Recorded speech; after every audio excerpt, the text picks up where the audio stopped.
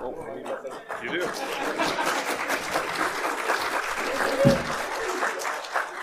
He's escaped. And ladies and gentlemen, featuring special guest Michael Walker. Hey! Notes. I need them. Wait, you have notes? I do. Oh, no. How's everyone having so far? SHUX, right?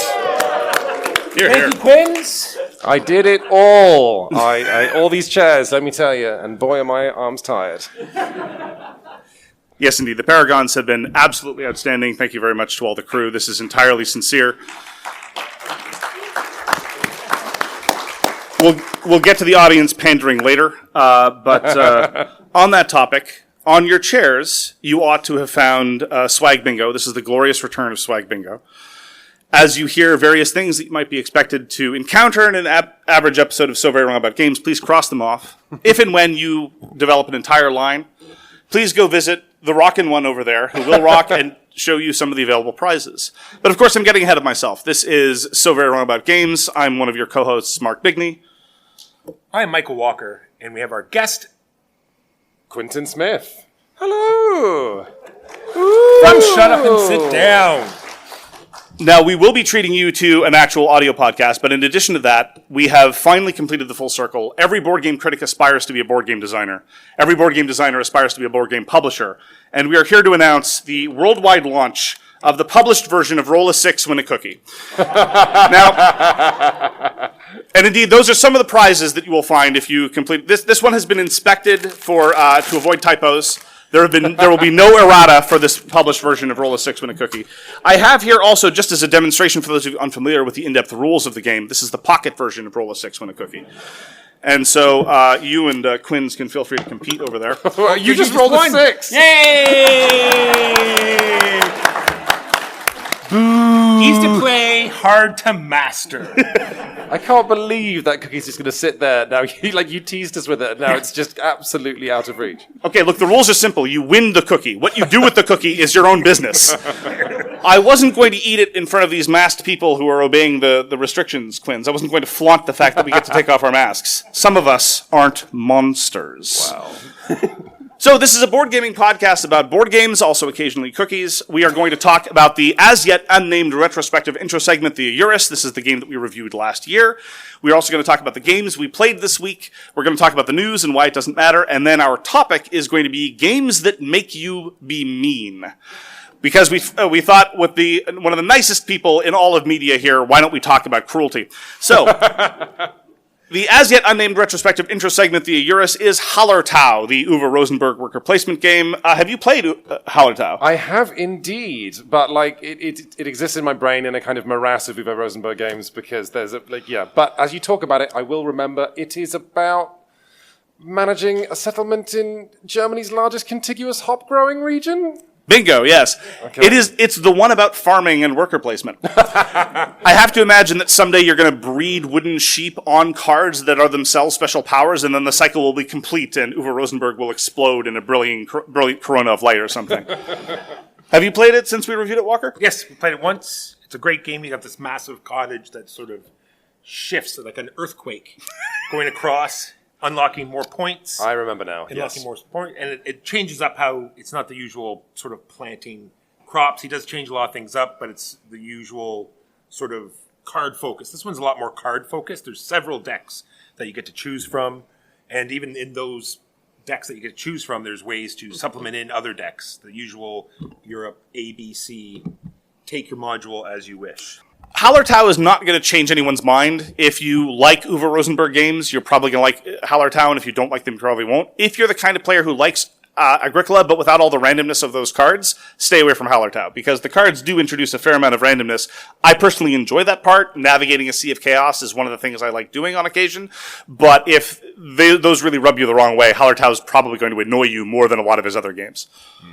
I do remember. I remember now it has a marvelous system of letting your fields lie fallow and being able to plant crops and let fields get better by not planting things Just in them. so. Which means that the generation of more crops is based on a resource, which is fields, which is itself another Uwe Rosenberg resource. Finding new ways to squeeze new bucolic resources into his games. What a man. Precisely. So that was Hallertau, designed by Uwe Rosenberg. I myself have played it several times. It's one of my favorites. I prefer Feast for Odin and Agricola, but I'm happy to play Hallertau. Anyone can holler my Tau at any time. So, on to the games we played this week. Walker. Mark, I went back to the Siege of Runedar. This is a Reiner Knizia, sort of a co-op. Open the box, and there you have your castle that you have to defend. You're flipping up cards to have the orcs attack, and then you're rolling dice. So it really shows sort of the crowd you're showing it to, whether they like randomness or they don't, because you're getting random cards, you're rolling random dice, and you're losing a lot of the time. I've only won it once solo, and we've yet to win it after that.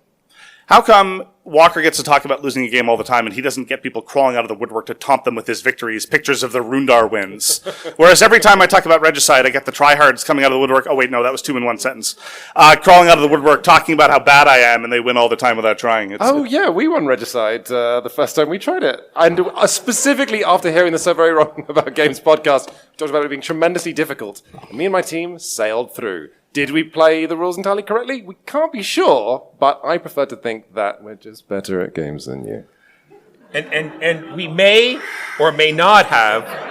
I showed Regicide to Butterfly Babe for the first time on the airplane ride here, and we may or may not have won on our second try. Wow. With someone who doesn't even play games before. Wow. At 2, Walker. At 2.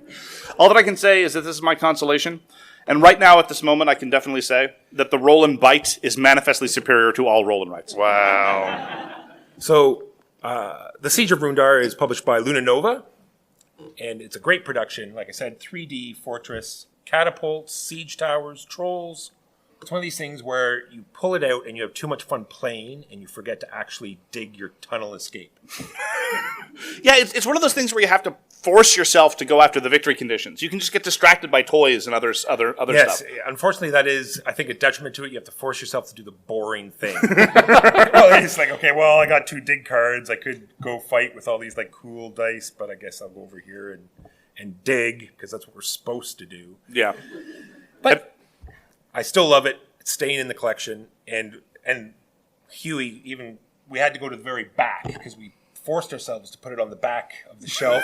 Because every time we say, what are we going to play? It's always Siege of Runedar. So we put it way at the back so we couldn't get to it. But this time... And then, ironically, you dug your way towards it. Well, it was one of these things where it was...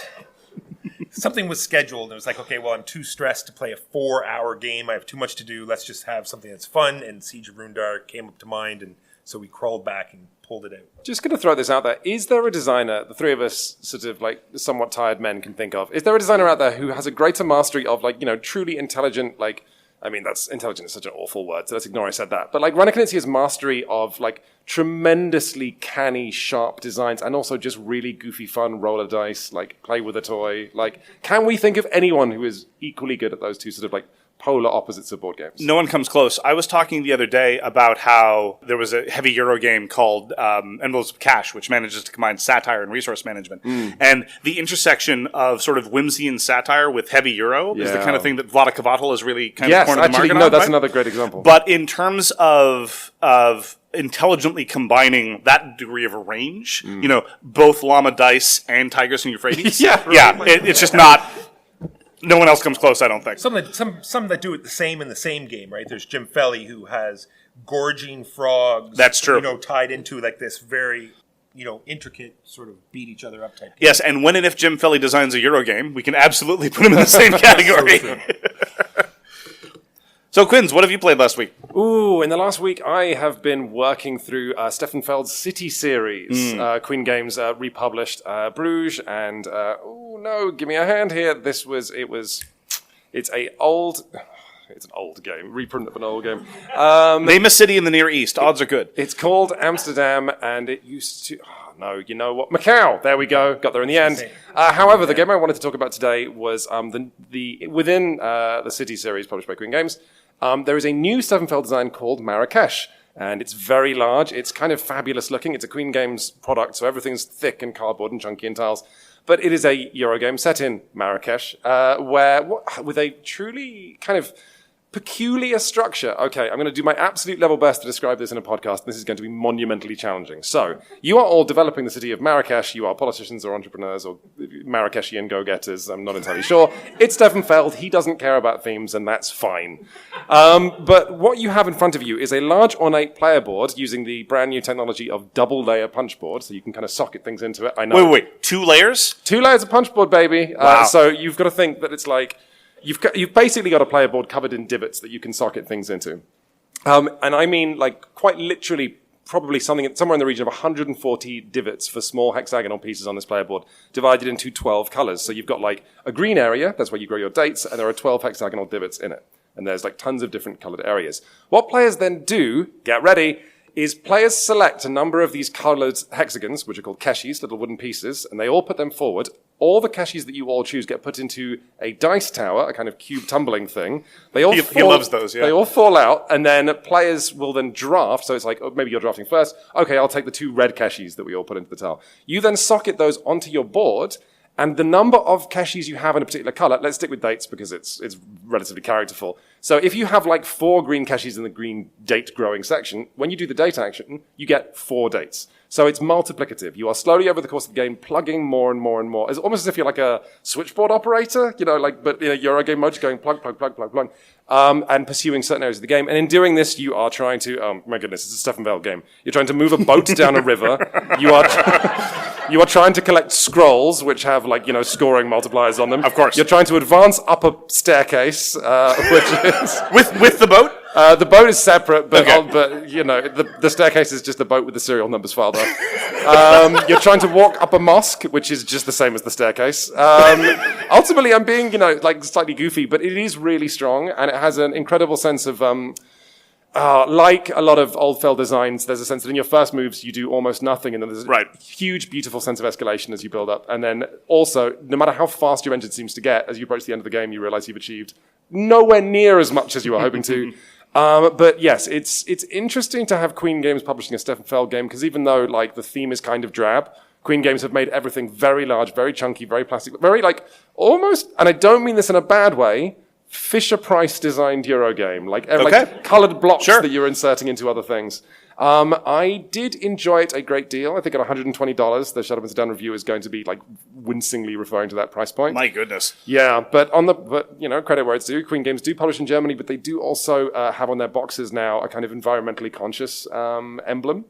Yes. Trying to do sort of sustainable forestry, which is a questionable concept, but I believe they are working. Are we talking carbon offsets, or are we talking about a genuine commitment to making sure the supply chain makes a difference? Because box emblems are cheap. Yeah, no, I certainly don't know, and I don't know to what extent this is greenwashing, but I do know there's a picture of a tree on the box, and that makes me feel better about it. So that was Marrakesh, published by Queen Games. Is it apt to change anyone's mind with respect to Feld designs? Oh, absolutely not. Yeah. No. It's unless you really want to pay more money for your Stefan Feld games. I just find all of them so relentlessly interchangeable very often. Yeah, the funny thing about the City series is that because, Queen Games sent us, all 4, the first 4 games in the series, and it's really peculiar playing 4 Stefan Feld games back to back and seeing how much, especially when they're by the same publisher. Right. With the same theme of cities, the video reviewer writing is going to be we're cracking up writing it because it's just Arcane playing a game and then another game which is kind of similar but different, but not really, and then doing it again and again. But all the same, I might have to keep all 4 because they're 4 games in a set. That has an almost opioid kind of appeal. I can't get away from when it's up on the shelf, right? They're all numbered. And all look pretty. And you know what? It would be one thing if the worst game in the series was number 4, because then I could get rid of that and it'd be fine. But it's number 3, which is New York. So what am I going to do? Have 1, 2, and 4? No. So I have to keep all 4 in my collax. Nightmare. But I spent a very long time of my life holding on to way too many Avalon Hill titles just because of how lovely the bookshelf series sits. I'm getting some nods of recognition from the crowd. People have been there. Solidarity. So this just ties into a game that I have here, Mark. It's called Endless Winter Paleoamericans. And it's a new Kickstarter that just funded. So I got it just before I left. And it's very much doing everything. You have deck building. You have area majority. You have spatial puzzle thing going over here. You have worker placement also. So you're placing a worker and you're charging them up with your cards that you use for deck building. And the actions that you're taking from the worker placement is letting you collect animals. It's also a set collection too, Mark, because you got to cover all of it. Do I have to? They really do. So you're grabbing animals. Allow me to interrupt you and remind you that you're not the boss of me. And you have this big hex map where you're putting out tents and stuff, and it just does everything. I'm just wondering if it's yet another, mechanism too far. But that's all I've been thinking of the last couple of days is getting back and playing this again. I really enjoyed it. The art, the two. This also has 2-layer boards. Oh yeah, everything has 2-layer boards. We're in an era of 2-layer boards. Very nice. Voidfall promises triple layer boards. You know what I'm into is never mind the 2-layer boards. People are now realizing you can do abacus-like mechanics because you slot something into a 2-layer board. You can slide it around It's true. smooth as silk. But I wanted to ask, what does the Endless Winter aspect of Endless Winter Paleoamericans? In fact, what is the Paleoamericans side of it? Yeah, I was thinking about that as well. Does any of this feel like this theme? And the answer is no. Oh, okay. The artwork does pull you in. You have your tribal leader, and he gives you special abilities, and your huts and your villages that you're putting out, and that part of the animals that you're collecting, all prehistoric. You've mentioned the animals twice. There must be a big part of this. No, they're really not. But they have the thing. They're come in for set collection, or you can tap them, and they're not part of the set collection anymore, and you get food and other bonuses. So there's that sort of trade off at least with them. But anyway, looking forward to playing it again. I'm waiting for a deck building / worker placement game to really sing for me. I've found them varying degrees of. I mean, they're fine. Got one. What about Great Western Trail? Great Western Trail, I wouldn't characterize as worker placement at this point. I was about to say, splitting doesn't characterize it as deck building. Yeah, no, I mean, so you're building the rondelle and you're moving the worker around. Yeah. Absolutely. There is a worker and the worker is placed, but I mean, that can describe about 90% of games, generally speaking. No, I really like Great Western Trail, and that's an example of how the deck building and the board positioning really seems to dovetail in terms of delivering the cows to the alien overlords, because that's how we play the game. Oh, okay, yeah. But I'm referring specifically to Lost Ruins of Arnak and Dune. Oh, yeah, no, we didn't like... well, actually, our team was divided on Dune. Is it Dune Imperium? Dune Imperium, yes. It is one of the many Imperium : Imperium games released over the course of the past couple of years, helping no one. Do not colonize your... No, wait, hang on. I was trying to make a colon joke and just got tangled up in...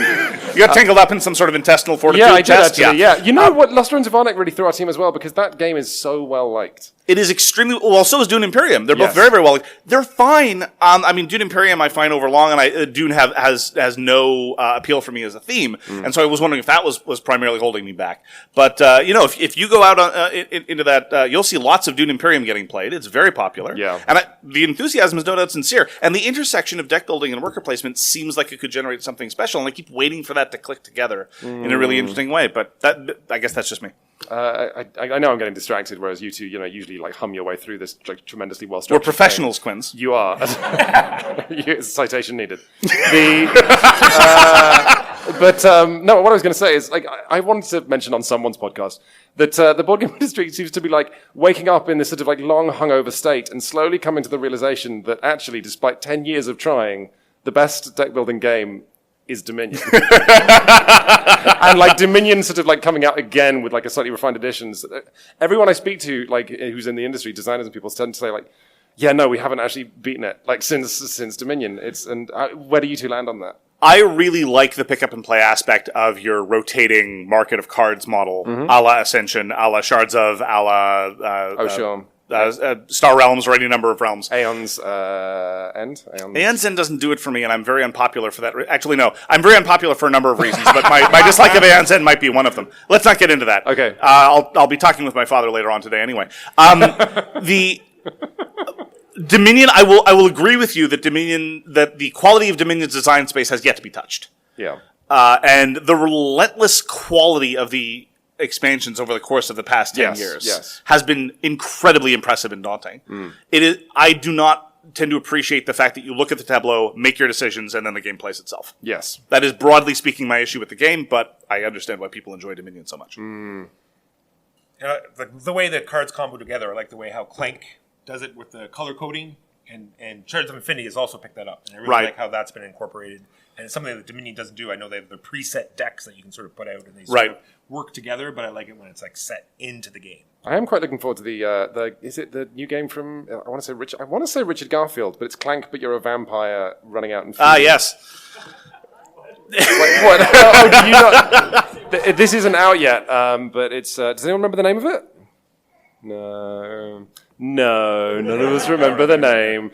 But yes, so it's Clank, but rather than going into a dungeon, you are a vampire going out at night and have to be back before day, which I prefer as a because I'm a naturally brooding and gothic man. I was just thinking that about you. I know you've always said, but backstage you're saying, Quinns, how are you so brooding and gothic? No, anyway, sorry, that's not a point that's going anywhere. I just wanted to mention it because I'm excited. Moving on. I was excited about getting able to play Sidereal Confluence at the con. And indeed, much like Dune Imperium, if you walk out those doors, you're going to see lots of people playing Sidereal Confluence. At one point, my understanding was there were 4 simultaneously. Stop shaking your head, Walker. Sorry. It was the flight, Mark. The flight. Walker, let me tell you a little story, a little parable about gatekeepers and gatekeeping. And what you're doing now is you're yucking my yum. And somebody apparently has gotten bingo. Some joy in the world that Walker wants to relentlessly suck out of. Oh wow. How dare... What was I talking about? Oh, yeah, something happy and fun, not Walker. So, Sidereal Confluence, understandably, like, you can feel this pent-up demand for it. It's not really a very good pandemic game, getting together 6 to 9 of your friends to haggle over cubes. Imagine play by email Stereo Confluence. People do it with great Well, they played over Discord. I've heard of people playing over Discord and Tabletop Simulator, epic tales of 9-hour arrangements. Just imagine everyone like fighting for room in the chat by typing in like all caps, then all caps and bold, like please need organic cube, like an eBay grammar, If I couldn't get my way by screaming louder, I don't know how I would navigate the world.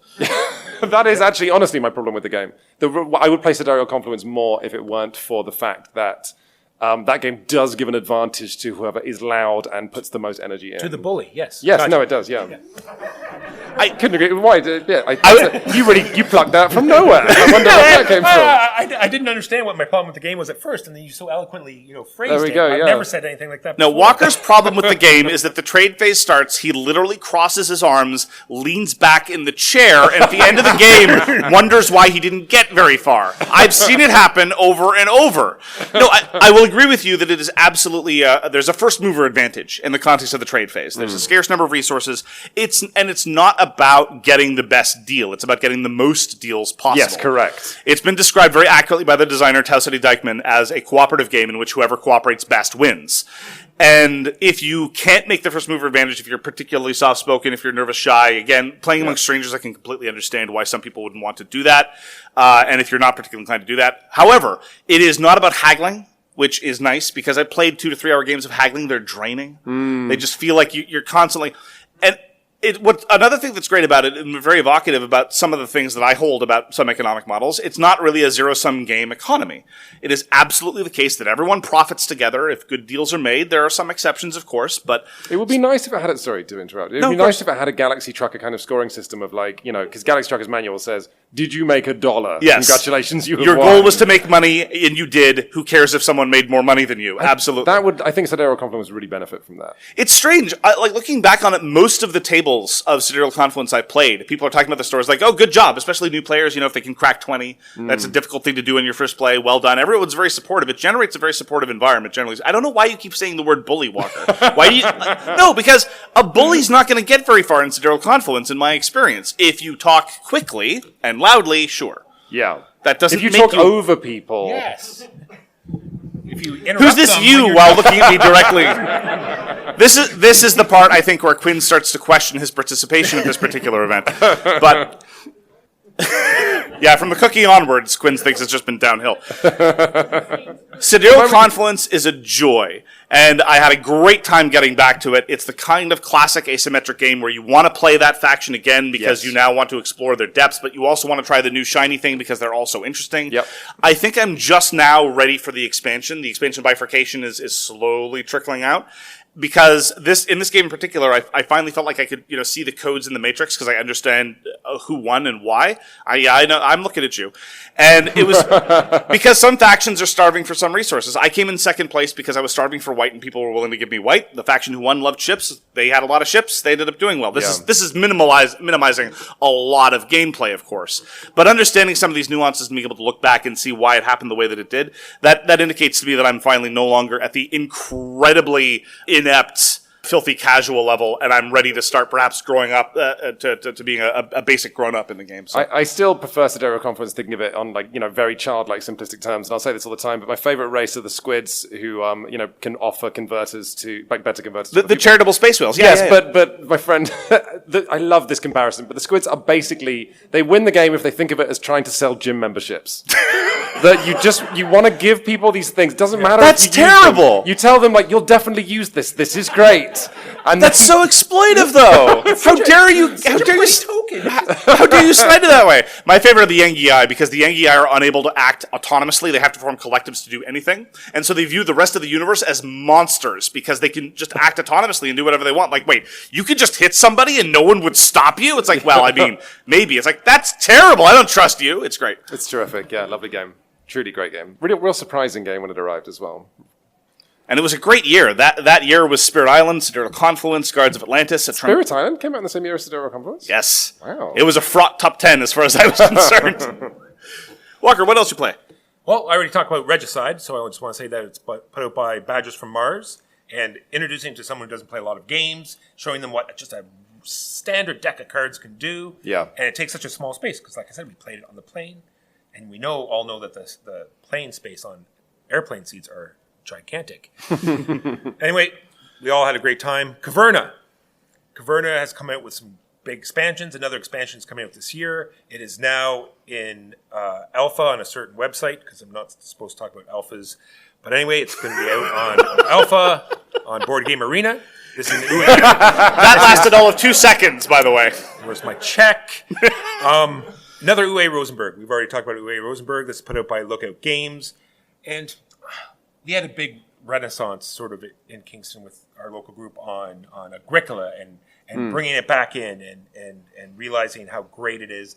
And it really focuses a lot more on the cards, where Caverna really focuses a lot more on your own player board. You have your left side, which is your agriculture and your animals, and the right side, where you're doing this intricate cave work and building all these different buildings, which is much like the cards, but it just gives you this totally different feel. And at first, I really thought that it was one against the other, and I really feel as though they are two very different games. Can I ask what the expansion adds, or are we not allowed to talk about alphas? Oh no, there's one expansion that's already out, gives you all sorts of different. Yes, the different weird fantasy races. And then there's one. The second one that's coming out is going to be like orcs. They're going to be attacking. They haven't put out much information. Oh, the same orcs from what's the game we were just talking about? The dice cooperative. You have to dig a tunnel, but you don't want to. Well, maybe it could be Siege of Runedar. Siege of Runedar. I think it is a bit of a racist implication to say that all the orcs know each other, Quinns. Oh yes, no, that's fair. But no, I quite liked, because it always felt like a thin and underbaked aspect of Caverna that you say, and you can go on adventures, but it's like you walk off screen and come back with a goat. It's more like going to a cafe. You're given a menu, and it's like, what would you like from your adventure? It's like, ooh, I think in my adventure I'd like a cow and a ruby. And They look you up. It's like, oh, you've been here before. No. Oh, you're level 8 this week. Oh, we can offer you the specials. I'm very ready to have some orcs attack me, so to speak. Yeah. And Do tell.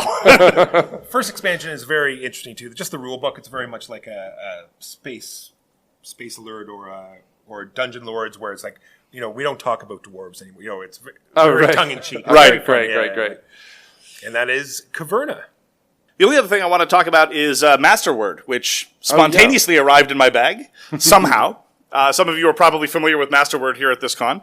This was designed by Gérald Cattiaux and the Scorpion Masqué. And so many people just mark their bingo sheets. What I've learned in this business is that you have to give the people what they want. Yes. And what they want is my Montreal Anglo-accented French. Or at least I think that's what they want, but then again, most people don't seem to like what I give them. Anyhow. I'm just saying that we know what they want, because half the people left at the beginning when we weren't giving out snack cakes. You can't do the same bit over and over for more than 7 years, Walker. Anyway, So Masterword is a very interesting intersection of the word party game and Mastermind. Mastermind, of course, has kind of sort of, I feel like this is its moment, what with Wordle having peaked in popularity and now kind of waning into the background. This is yet another intersection of wordplay and Mastermind, very much like Wordle is, except pulling on different levers in different ways. It was published 2 years ago, but I can't help but think that people who really, really liked Wordle might have something to like in Masterword. I despise Mastermind, and I hate Wordle, so Masterword for me was, like, the moment I understood the intersection, I'm like, oh, this is fascinating. Can I leave now? And we played a game, and it was all right. It had the structure of word party games that I fundamentally dislike. One person sits there doing next to nothing because they're the clue giver, and everyone else gets to collaborate and actually play what feels like a game. And at least in code names or something like that, there's active agency on the part of the clue giver. They have to be clever about coming up with clues. In Masterword, I think the primary structural deficit of the game is that the clue giver pretty much does nothing. There's a bit in the rulebook about how the clue giver should be conscious about playing to the table rather than to the truth. So if the table is under the false impression that something is true, the clue giver should play along. Aside from that, they have no agency. And that's not a nothing. Like, figuring out if all your friends are wrong and then playing along with their fallacies is occasionally entertaining, making no mention of my friend and co-host Michael Walker. But ultimately, I didn't think that it was enough agency for the player, and so by all means, when there are so many excellent word games, whether you're a Decrypto fan, which I'm not, but it's definitely there, and also Masqué for what it's worth, whether it's just one, code names, I mean, you're spoiled for choice where everyone gets to play all the time, both to give clues and to get clues, and so a bit of a throwback to I'm kind of the game master was a bit unfortunate, but that having been said, the way that it marries these logic mechanisms to the clue giving experience was kind of cute. Mark, I feel like I know the answer to this, but do you not ever, when you're playing a board game, relish the opportunity to just be there with people and be part of the game, but to not make decisions? Because that describes at least 25% of my board game nights. I'm like, probably less than 25%, but sometimes like, in a situation like Mysterium, I love being the center of attention, but with none of the pressure to actually act. You know, like this doesn't sound... Here's the problem. In a context where... I fully respect that there are people who love having that role. But in a context where they exert little to no agency, which already removes Mysterium, and are not allowed really to speak and engage with the goings-on of what's happening at the table. No, seriously. Like, if I love watching some games. I would love watching a game of Sidereal Confluence. I love watching games of Codenames. We're going to be talking about a game later on called Pueblo, which I think is one of the best spectator sports in all of board gaming because you watch people agonize over every turn. I love doing those things.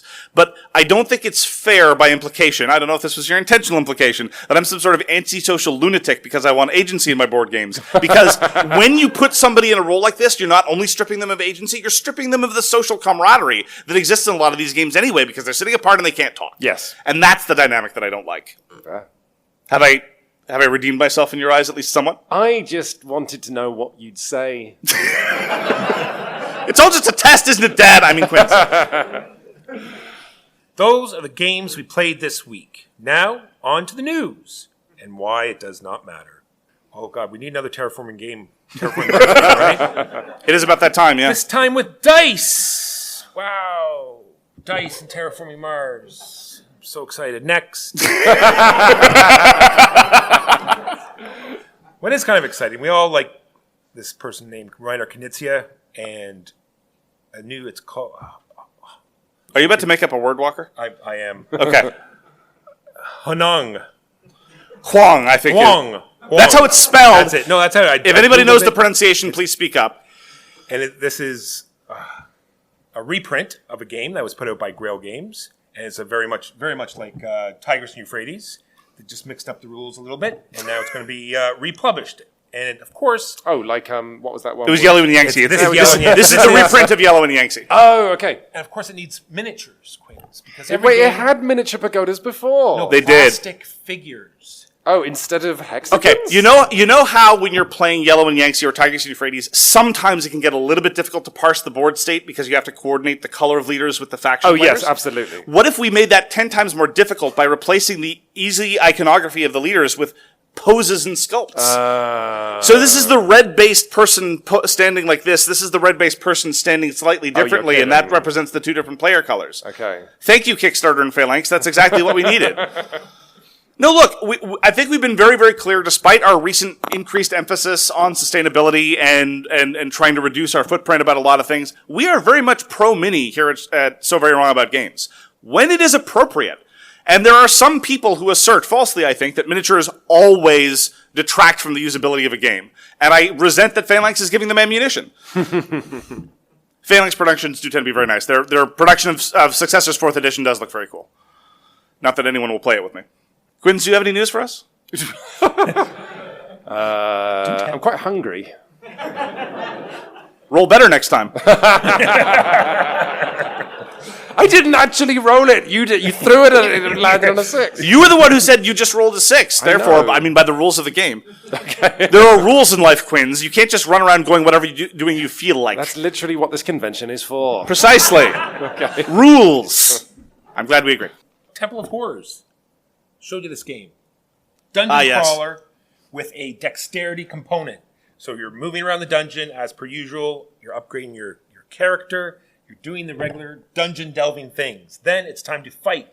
You get to flick cubes up this shuffleboard type thing, and it's going to be great. All in, right from the beginning. Don't care about anything else. You give me a dungeon crawler with a dexterity component.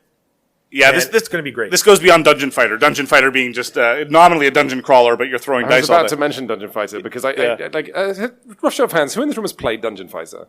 Okay, very famous Czech Games edition. Just like it was everywhere when Shadow of the Down started. People would talk about Dungeon Fighter. Oh, it's great. You throw cubes from like under the table or over your friend's shoulder. And then I was like, that sounds fun. And it's the hardest game. It's brutally difficult. Monumentally, it's like an Olympic event. Yes.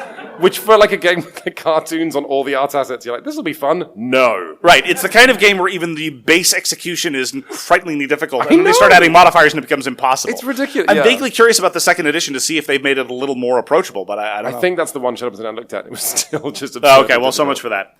Yeah, no, Walker was showing me the Kickstarter, and it was Vera Pinlow, and it was bog standard dungeon crawling. I'm like, why are you showing this to me, Walker? And then he shows me this video of someone flicking a cube across this little track. I'm like, yes. Yeah, it does go to the level of Steel Team Flicks, where they have a dexterity. Nothing does. Well, it has a dexterity. It's the only game that matters. Dexterity game in a dexterity game. Right. Where you can take the sniper and you leave your dexterity game and you go over to this other dexterity game. Oh, yeah. Yes. You get to do even more flicking. Yo, dog, I heard you like flicking. Yeah, yo, dog.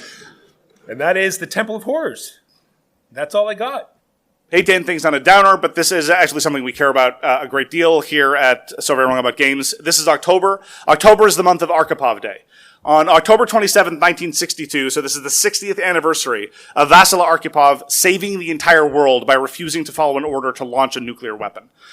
I hate the fact that this year it's actually pressingly relevant given current events. I always think it matters because it's fundamentally to me a day about recognizing power and what people with power have a responsibility to do, and acknowledging the fact that small c conservatism, like the kind of small c conservatism that is very prevalent in this country, can lead to perpetuation of horrors like we had to commemorate yesterday in the Day of Truth and Reconciliation. And in the context of armed conflict or even just governmental action, I think it's important to acknowledge that we all wield considerable influence over our own little petty domains, some of them grander than others. But if we could remember that on October 27th, a man named Vassila Arkhipov saved the entire world, I think the man deserves a statue of him in every city in the world. But until then, he can just have a joker like me talk about how important his life was. And that is the news, and why sometimes it very much matters. So our topic this week is going to be about games that make you be mean. And so we turn to the cruelest person on the panel. Quinns, what are your thoughts on this? Oh, my goodness. Honestly, it's a tightrope, isn't it? I mean, I'm sure we're going to get into this topic in a lot more nuance. But I think out of the gate, I'm immediately interested in the incredibly fine art of games that make players do cruel things to each other, and how that sometimes that is genuinely the result of that results in maybe some of the greatest board game nights I have ever played. Absolutely. And some of the absolute worst, most unpleasant, like incorrigible experiences in the world. And sometimes both.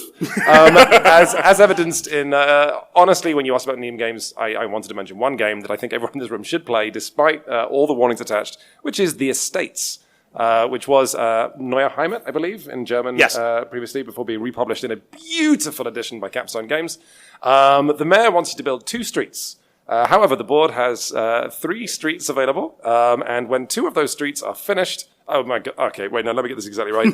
I won't get into a big, long explanation, but the point is players take turns to auction pieces like bits of buildings, like the apartment blocks you're building, or things that extend the road, or visits from the mayor, which doubles what a street is worth at the end. Streets that are unfinished at the end of the game are entirely negative points to the players who contributed to them. Streets that are finished are positive points, which means it is entirely possible, based on the auctions and the cruelty of players, for players to not finish any streets whatsoever, which means the person who interacted with the game the least is the winner.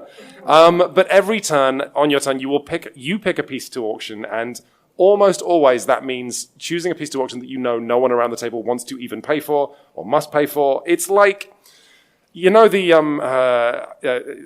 have a feeling this might be a problematic term now, but the Chinese finger trap thing, or like something that you...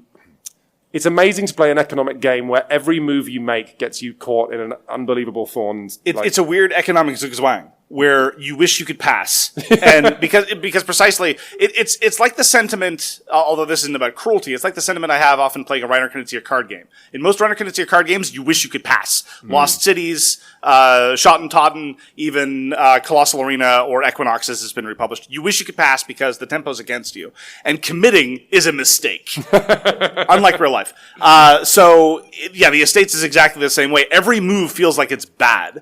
Yeah. At least in the Estates, though, I don't know if this has been true in your playings, there's a certain sense of shared camaraderie in that the game is making you suffer, not necessarily so much the other players. It's a perfect... I think such a huge part of it is everyone is suffering equally. I suppose that is a huge key in whether this works. It's like, so when we're talking about games that make you be mean, so often, if that is in any way unevenly distributed, right, then the game is horrific. But I suppose if everyone is suffering equally, then that makes it work. Well, where do you two land on this subject? Well, I just want to make one thing clear about the Estates is when you said there's penalties for not finishing the street, it's not as though it's just like, oh, you didn't finish the street, it's -2. Yeah. It's the full points that you would have got for the street that you built negative. It's not, it's even. Yeah, good job committing, sucker. Yeah. And it also has this closed economy where everyone gets, everyone has the money divided out at the beginning of the game, and that is the money. It's closed economy. They just shift around. Someone can focus all the money to themselves. Yes. So sorry to. No, of course. Honestly, we could easily spend 25 minutes just talking about the Estates. Yes. And again, I think that it's weird that you talked about how there's some element of player cruelty. I can't remember ever blaming any other player at the Estates because I feel more like there's this sense of Stockholm syndrome. We all just are hating the game more than any other player. No, my friends definitely hate one another. Oh, really? Well, there's a select. The worst thing about the Estates is it's not like a piece comes out and you auction it, which would make it fine. Right. It's that you are given a choice of usually about 6 or 7 different pieces to choose, and inevitably you will always choose the piece that your friend, because your friends, oh God, we're going to get stuck into the rules, so let's not talk about this anymore. But, well, it reminds me a bit of a lot of Cube Rails games. For those of you that played Cube Rails games, sometimes the most aggressive thing you can do is just offer a share of stock up for auction. And when the player who previously controlled that railroad starts swearing at you in 5 different languages, you know you've done something good. This is particularly true of Chicago Express or indeed any Cube Rails game. Just offer something up for auction. They'll hate you forever. What I'm thinking is that the notion of being mean is sometimes it's confused with just player interaction.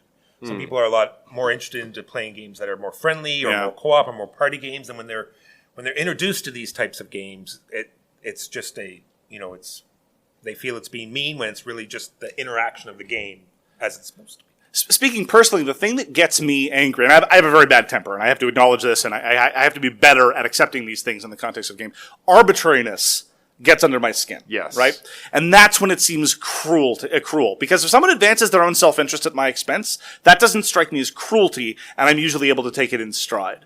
But if somebody makes my life miserable for no apparent reason, Walker, then I sometimes get a little bit resentful. So another example of a game that's just relentlessly mean, but I personally have never seen anyone have negative feelings towards each other, is Pueblo. Pueblo's getting reprinted. Pueblo's a wonderful little minimalistic game where every turn is bad. Points are bad. I do love those. Yeah, points are bad. Taking your turn is bad. Everything is bad. Nobody is having a good turn. A good turn is one in which nothing bad happens to you. If you get through the day without something miserable happen, great. That's a great turn in Pueblo.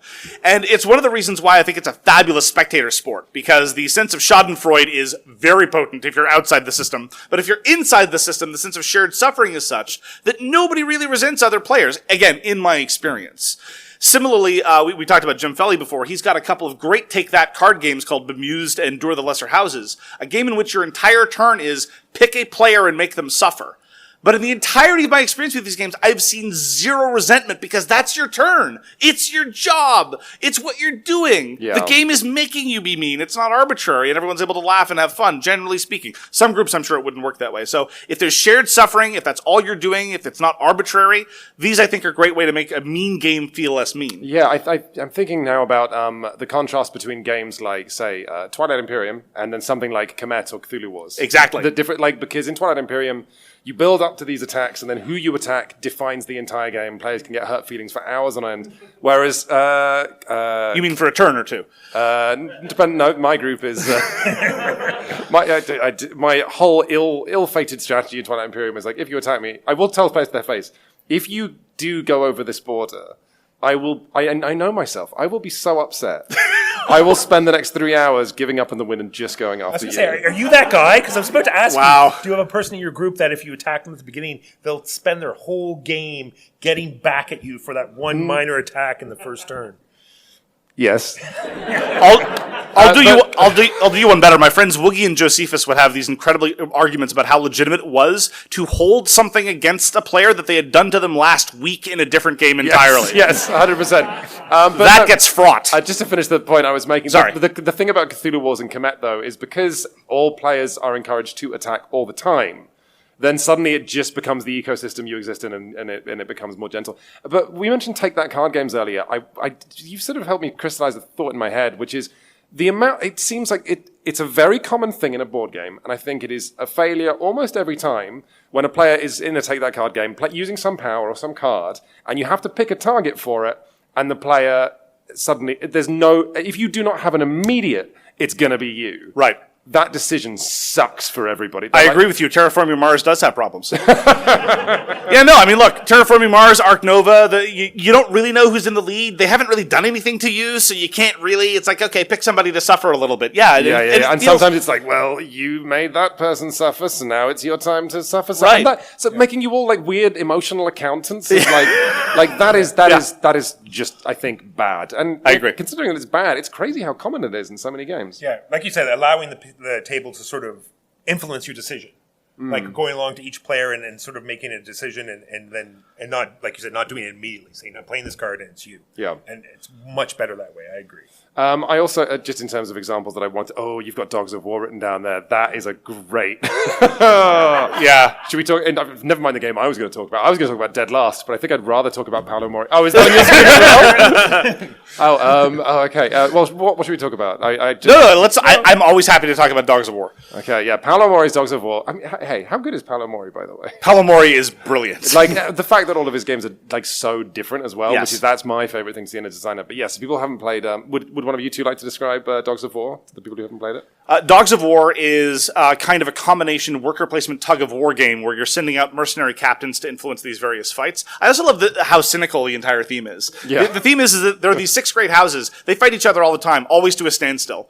They never are able to win against each other. That's where the mercenaries come in. They have to tip the scales of battle. Yeah. That part I love. The idea that it's just this eternal, pointless warfare. Yeah, so the main thing to know is that players, it's like that thing you're describing with the Reiner Knizia card games. It's like on your turn you have to dispatch mercenaries to a battle. So there's always 3 battles. You have to send maybe I'll send a couple of captains to support this side of the other battle. The points you get in Dogs of War are from winning fights based on how many other players were on the other side. So the moment you go okay, I'll join this fight, you've said to all the other players, you'll get victory points if you join the other side and beat me. So it's just this horrific thing as you go around the table of okay, I'll send some captains to this fight. And then it becomes all the players in sequence go, oh, I'll join the other side. Oh, I'll join the other side. Oh, and you go, oh no. The worst part is then there are lovely opportunities for double cross because in some instances you can actually support both sides and win regardless of who wins. That usually requires a special power card. And then of course there's the incredibly dastardly just filling up the spots so people can't get in where they want to go. And that determines the course of the battle. It's like, oh, I'm on this side, but I actually want them to lose. So I'm just going to show up and, I think I'll arm my guys with a toothpick, and they'll show up there. And the person sitting there with a war machine being like, no, I wanted to go there. So do we think Dogs of War is a good or bad example of a game that makes you be mean? I actually don't really view it as necessarily being mean to the other players, though. It just seems like straightforward comp. In a way, it blunts the sense of aggression because nominally you're beating up on these anonymous houses anyway. And we've already established that those anonymous houses are jerks. Sure. Framing matters a lot, I think. Yeah, okay. Yeah, it's much like the Blood Rage, what you said before. You're doing it turn one over and over again, and it's everybody's mixed in, so it's part of the game. So Yeah. Opaque information, infrequent conflict, poor decision making for directed spite. These are the things that I think can really contribute to a sense of being mean. Yes. So I didn't mean to jump on your stuff, Walker, but Dead Last. I think if people haven't played that, that's by Smirk and Dagger. That is. My favorite trivia about Dead Last is quite divisive. It's a party game that is loathed by the creator of Two Rooms and a Boom more than any. Like I've never seen Alan Girding be so because he's a psychologist. He just wants everyone to have a good time, and just it's so antithetical to that because Dead Last is basically quite literally picking on someone. The game. Yes. You are all criminals who are trying to. It's like there's been a heist. You all have money, but in a kind of tontine situation, only one of you left standing will get it. Every player has a color, everyone has a hand of cards with every other color of player, and then you all choose the color of player you're going to attack, you reveal, and so it's kind of like you have to consensusly decide which of you is going to die by talking or gesturing at colors around the room, or saying, the manual actually says if someone goes to the bathroom, that's a great time to decide to kill them. But the thing that's great about Dead Last, I think, gives it such a release valve, is everyone also has a card. I think this is a really good example of how to make a mean game sing, because in your hand of cards, you have an ambush card, which if you believe something mean is going to happen to you, if you reveal the ambush card, all the players who went to kill you die instead. However, if you play the ambush card and players won out to get you, you kill yourself. Which is merciful, just to have do you think you're being bullied? Okay, go on, play the card. Have you played John Perry's Scapegoat? Oh no, but I have heard about Scapegoat this. is very similar structurally. It's the social deduction. Oh no, yes, I have played this. This is where you're all trying to pass cards around to try and kill a goat. Well, kind of. It's after a crime, and one person has been designated as a patsy, and you need to collaborate to send this person to jail. Yeah. But if they figure out what's going on, if they figure out that they're the patsy, then they can spring the trap prematurely. Yeah. And to me, it's a social deduction game for people who don't like social deduction games because it's all about card play, and the talking is all very there's minimal talking and just a lot of incredible. Exactly. Paranoia. So for people who make false allegations about bullying, mention no one in particular, tend to take to it a lot better. But structurally, it's very. I had forgotten how structurally similar it is to Dead Last in that way. Yeah, Dead Last and other games like Lifeboat are much like that too. Oh goodness! Oh wow! And, There's a blast from the past. Yeah, and is it Last Night on Earth? The zombie game that there's another zombie game where you just have to run faster than the other player. Well, tons of zombie games are like that. Well, there's Mall of Horror and City of Horror. Mall of Horror. Where you're constantly voting on who to throw to the zombies. Mall of Horror, republished by Reprint Productions as City of Horror. Yes. Yes, which has that's a terrific negotiation. I really like City of Horror. Deciding who to feed through a window to the zombies. Absolutely. And then the bizarre thing of just negotiate the weird double layer negotiation of feeding people to the zombies, but also you aren't killed when the military finally arrive at the end and save whoever's left. Yes. You need the vaccines to prove I've got vaccines that don't kill me. But then those vaccines are also being traded by players. Yes. If you do not have enough stores of vaccine, they will leave you behind. Precisely. Yeah. What's weird, though, is that I just want to think of one game where there is so much bullying, but again, I haven't seen anyone take it personally, and that's Cockroach Poker. Cockroach Poker, to me, is a game of bullying in the most sublime way possible. There's only going to be one loser and everyone else wins, and so when you start seeing that someone's about the threshold, the entire table, without having to coordinate anything, is like, all right, we got to bring this person down quick, because otherwise it could be one of us. So why does Cockroach Poker not feel cruel? That's an excellent question, and I wish you would answer it. I mean, it's because you're having so much fun. It's just too fun. Yeah, it's just too fun. I suppose, and again, it is kind of a bit like on your turn in Cockroach Poker, very much like Doer or Bemused or some of the other better take that card games. You do have to force somebody to try to suffer, so I guess that takes some of the edge off. Mm-hmm. But Past that, I couldn't speculate. It's just, it works. All right, so the best way to force players to be mean is you have a pie. It has 6 pieces, but you need 4 to win. Why would they use pie? Pie is the best. You'd never use cookies in this situation. Cookies are awful. Pie is the best. So games like Diplomacy and Game of Thrones, where there's castles out there, everyone has castles, but you have to have so many to win. Yeah. You must attack. You have no choice. Game is forcing you to make alliances and break those alliances because you have no choice. But why do people get so bent out of shape after their playings of those games? Because then? everyone likes to imagine that it won't happen to them. Everyone likes to imagine when they sit down to play Diplomacy, it's like, obviously, I'm not going to be the person who everyone gangs up Well, on. I think you were right in the first instance, though. I think it's about the pacing. There's enough action in a game of Kemet. There's enough transactional fights in games of that where you can't really take it too seriously. Like, oh yeah, that fight made sense for you. Let's move on. Yeah. As opposed to Diplomacy and Game of Thrones, where it tends to pivot around a couple of very, very crucial betrayals or alliances or what happened. So you have enough time to stew on it. I guess that has a lot to do with it. Mm-hmm. I mean, it's also interesting that this is a weird edge thing, but Inish, within the theme of Inish, there's it says specifically at the end of the game, if there's a tie, you all decide. You can decide who the winner is, but within the theme of the game, and this hasn't worked with other groups I've talked to, but there's a lot of you want the person to be king who was the least cruel on their way up. Right. So it's a game of standing on people's heads, but ultimately whoever stands on the least heads on the way up the ladder, who makes the most friends, that can swing the victory, which does, for my group, change the tenor of the game sometimes. All right. Well, I believe we're running out of time. Food Chain Magnet. Food Chain Magnet is a fantastically mean game. You get all your advertising set up. You get your whole industry set up. I am going to rule this town with restaurants. And this guy over here, this person, says, "Oh, everyone really likes lemonade." But I don't have any lemonade. I have made all this pizza and burgers, and now it just gets wasted. Have you played the expansion for Food Chain Magnate? Yes. The coffee module? Yes. Which is it's so phenomenally awful. There's a lot going on there. Lucy, it's not only now are you trying to, if your friend is fulfilling food, people will always buy coffee as many times as they pass coffee shops on the way to getting the food from the restaurant. Yes. Which means you can be just generating ludicrous money from $18 cups of coffee while they're selling $4 noodles or whatever. It's incredibly unrealistic. I know. Yeah. No, you know that. Sorry. What I love about the cruelty in Food Chain Magnate is literally co-opting someone else's infrastructure. Yes. They've laboriously built up this advertising infrastructure, and it's like, oh well, advertising just belongs to the ether. I can take that. And last but not least, I'd be remiss not to mention Hansa Teutonica. Now, is it wrong to want people to be mean to you? Because in Hansa Teutonica, you're blocking paths on purpose, so you get kicked out, and that's a benefit. So is that asking people to be mean, or is that just... Hansa Teutonica is fabulous. You want to get in people's way and you want to annoy people, but again, it's got that release valve, because if you make a route too annoying, if you put a merchant and people just go... People can always say, you know what, no.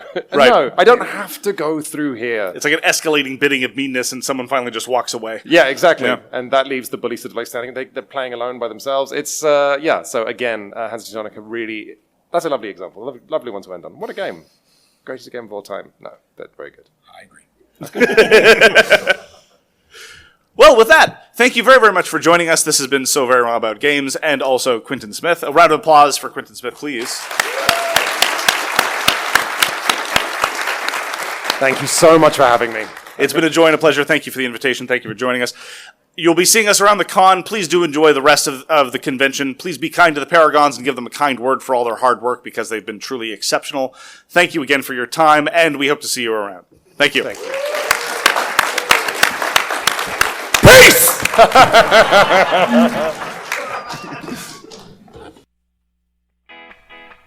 You've been listening to So Very Wrong About Games, produced by Michael Walker and edited by Mark Bigney. Special thanks goes to What Does It Eat for generously allowing us to use their most excellent song, FOS, as our theme. You can find them at whatdoesiteat.com. You can reach us by email at soverywrongaboutgames@gmail.com or on Twitter at SoWrongGames. Thanks very much, see you next time, and always, try to be right, but remember you are so very wrong.